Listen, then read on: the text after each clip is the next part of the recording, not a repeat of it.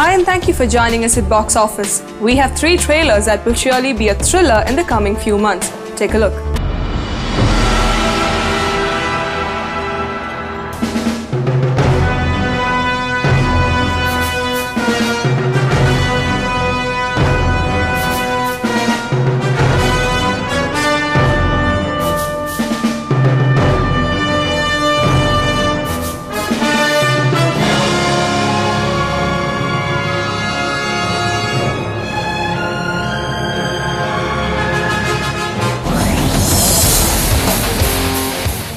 It's a drug that promises an out-of-body experience with each hit.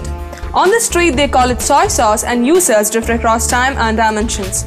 But some who come back are no longer human. Suddenly, a silent, otherworldly invasion is underway and mankind needs a hero. What it gets instead is John and David, a pair of college dropouts who can barely hold down jobs.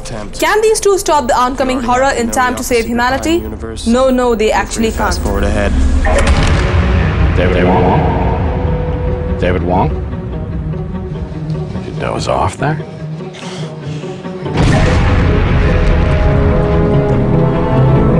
Black stuff, this soy sauce. So it's a drug, right? Just tell me what this stuff is, John. The effects don't last that long? The side effects don't last that long. The effects will last the rest of my life, I think. Why don't you tell me about your friend John? I mean, that stuff, Dave. I'm remembering things that haven't happened yet. You got to be really brave to ask yourself the scary questions. Your friend is the only known survivor. The rest are dead. But he's not looking too healthy right about now. It'd be opening doors to other worlds, man. What's the weirdest thing you've ever seen, Arnie?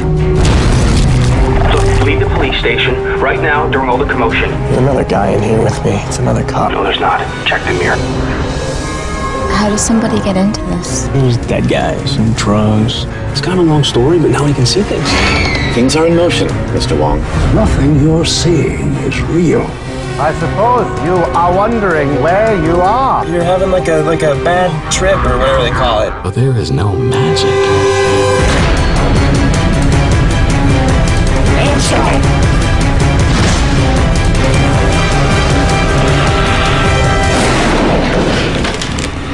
Move now.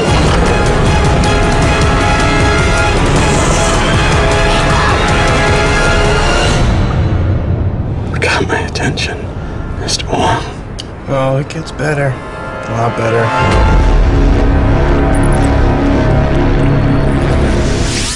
Based on a true story, this tense and haunting thriller follows Detective Soda, a homicide detective in a small Texan town, and his partner, transplanted New York City cop Detective Hay, as they track a sadistic serial killer, dumping his victims' mutilated bodies in a nearby marsh locals calling the Killing Fields. Though the swampland crime scenes are outside their jurisdiction, Detective Hay is unable to turn his back on solving the gruesome murders.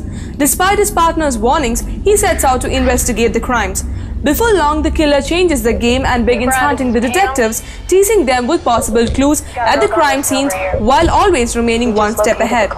When familiar local girl Anne goes missing, the detectives find themselves racing against time to catch the killer and save the young girl's life. Brian, Texas City Police Department. We got a homicide of our own over here. One more big girl. Blonde. Dark hair. This is us. Texas City. The fields. It's not our jurisdiction. All along those bayous, our local people won't go in there. It's infected or something. Hey, princess! Get in. Can't you just go home and watch TV like other kids? I'm gonna ask you a couple questions. See this girl? Which one of you found the hand? You wouldn't mind telling me about the guy with the green Pontiac? Why would he kill her after he murdered somebody cut into him? I'd assume to send a message. 911, what is your emergency? Help me. A man in my house. No!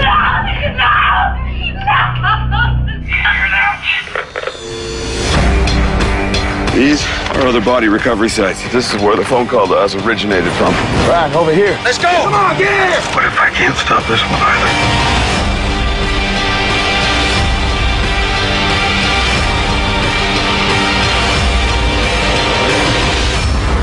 I'll be waiting for you.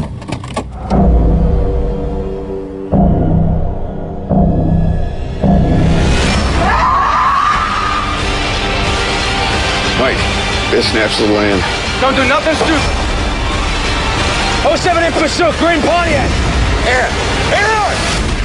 You don't know how close to the edge you are. I know exactly where I am.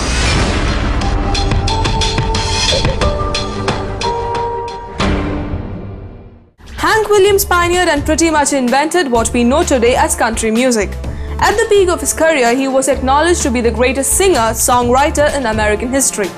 But after a meteoric rise to record and radio superstardom in the late 1940s, the man had made a train wreck of his life. Drugs, alcohol and a hair-triggered temper had entered 2 marriages, ruined a host of friendships and made the tortured genius a virtual untouchable in the music business. So at the end of 1952, Hank Williams gathered what was left of his physical strength to make things right and begin the long road back. He booked New Year shows in West Virginia and Ohio and hired a local kid who didn't even own a radio, much less know who this legend was, to drive him there from Montgomery, Alabama. Inspired by the mysterious final days, Hank Williams' mercurial life, the last ride is the story of that final drive through the bleak Appalachian countryside of 1950s America. A lonely 2-man odyssey, a boy coming of age and a man leaving this world way before his time, a victim of his own abuses. Your passenger is not to have any whiskey, do you understand? Yes, sir. Now he's going to ask. If he shows up drunk or too hungover to work, you don't get paid. Are we understood? Yes, sir. Son, you look like hell. Why don't we put you back in the hospital again? I gotta go to work. I don't need your damn help, boy. Now I want you to get my Eldorado Cadillac around this dirt dauber. I'm gonna blow them big ass ears of you right off your head.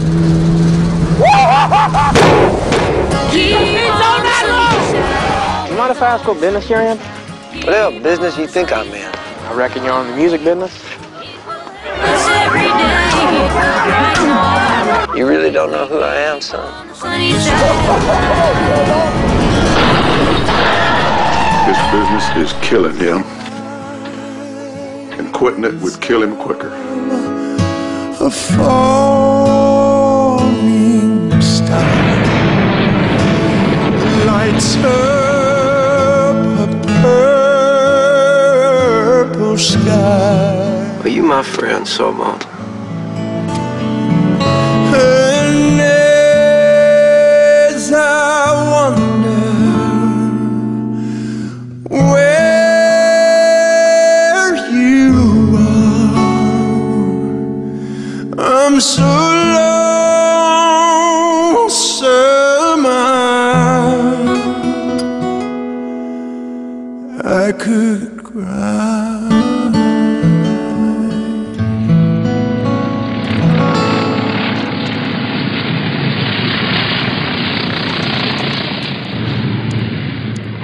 With that, it's a wrap-up of this edition of Box Office. Thank you for watching.